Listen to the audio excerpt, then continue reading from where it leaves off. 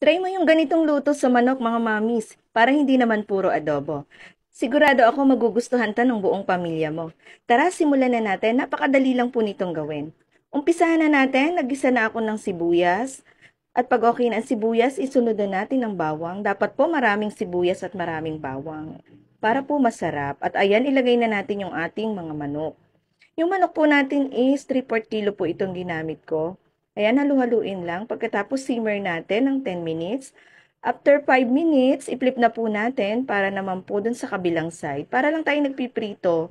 At ayan, at pag okay na po, halu-haluin lang natin. At pwede na po nating ilagay yung ating mga pampalasa. Naglagay po ako ng toyo, calamansi extract, paminta. Pagkatapos, hinalo-halo ko na po yan. Then, simmer ko lang po ng mga ilang minuto. At pag malapot na po yung sauce is maglalagay na po ako ng ketchup. Then, halu-haluin lang po para mag-well combine po lahat. At pag okay na po, magdadagdag na po ako ng brown sugar. Para na meron naman pong konting sipa po ng tamis. Especially po sa mga kids, gusto po nila yung medyo matamis. Then, simmer lang po natin ng mabilis. At pag okay na po, is pwede na po nating ilagay yung ating nilagang itlog. Depende po sa inyo mga mamis ha, kung gusto nyo po is igay yung sabaw. Ako po kasi medyo gusto ko po yung may sauce-sauce. Then, simmer lang po natin ng mabilis. At ayan, ready to serve na to mga mamis. Napakabilis lang po at napakadali lang pong gawin. Sana nagustuhan niyo po ito.